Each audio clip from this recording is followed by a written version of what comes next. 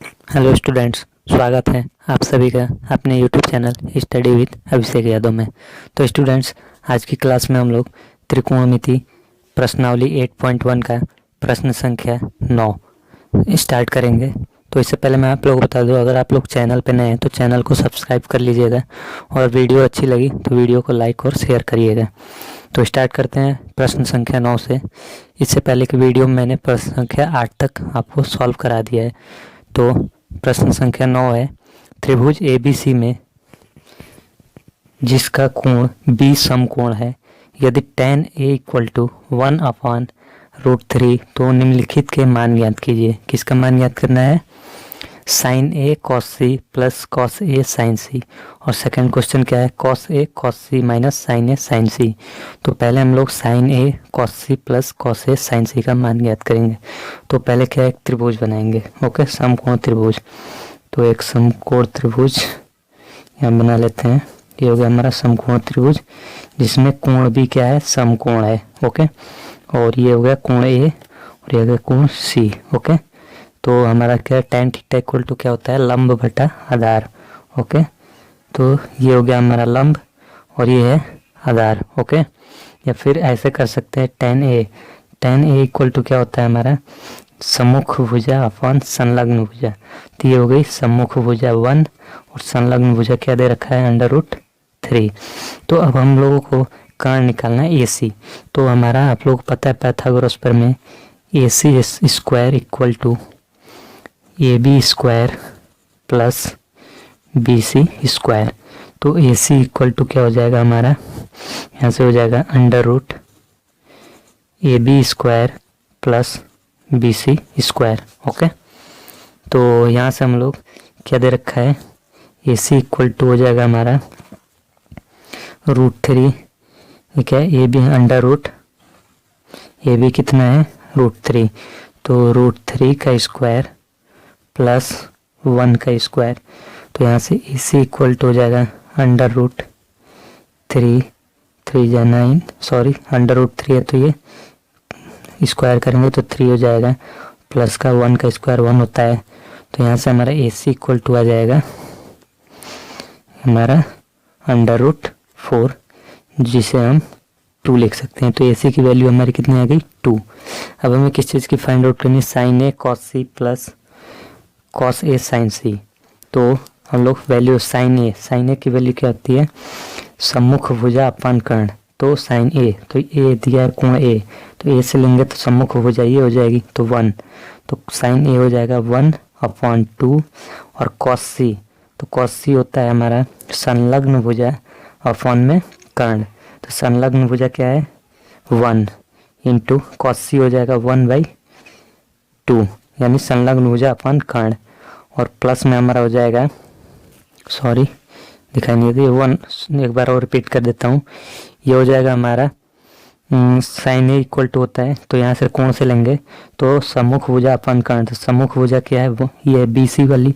तो BC की value कितनी है? 1, तो 1/2 और cos C कोण C दिया है तो C से लेंगे तो संलग्न भुजा अपान कर्ण, यानी ये भी 1/2 और प्लस का हमारा क्या हो जाएगा? cos A। तो फिर एक बार cos A यहाँ से लेंगे तो cos A इक्वल टू क्या हो जाएगा हमारा? होता है संलग्न भुजा अपान कर्ण। तो संलग्न भुजा क्या हो जाएगी cos A के लिए? √3। तो √3 और /2 कर्ण हो गया और फिर मल्टीप्लाई sin C। तो sin C यहाँ से लेंगे तो सम्मुख भुजा कितनी है? √3 और कर्ण कितना है? 2, √3/2।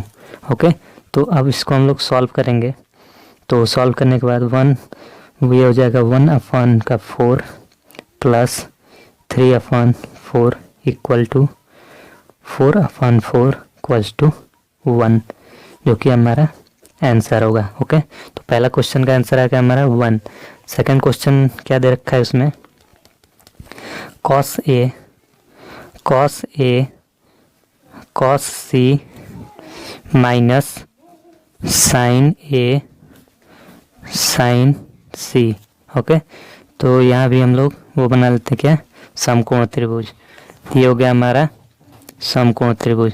ये था हमारा A, ये था B और ये था c।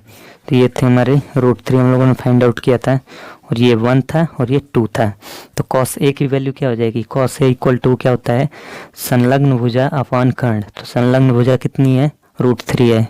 इसकी cos c के लिए c कोण है ना, यहाँ पे कोण देखते हैं हम लोग, किस कोण की वैल्यू निकालनी होती है। तो कोण क्या है, a, तो a से निकालेंगे। तो संलग्न भुजा क्या है, √3। ओके, तो cos a की वैल्यू हो जाएगी √3/2, क्योंकि cos थीटा इक्वल टू होता है संलग्न भुजा अपॉन कर्ण। तो हो जाएगा √3/2, और फिर cos c की वैल्यू यहाँ से निकालेंगे, c दिए रखा है तो आप कोण c से निकालेंगे। तो संलग्न भुजा इसके लिए क्या हो जाएगी, यानी साथ वाली भुजा, कोण के साथ की जो भुजा होती है उसे संलग्न भुजा कहते हैं, और कोण के सामने की जो भुजा होती है उसे सम्मुख भुजा कहते हैं।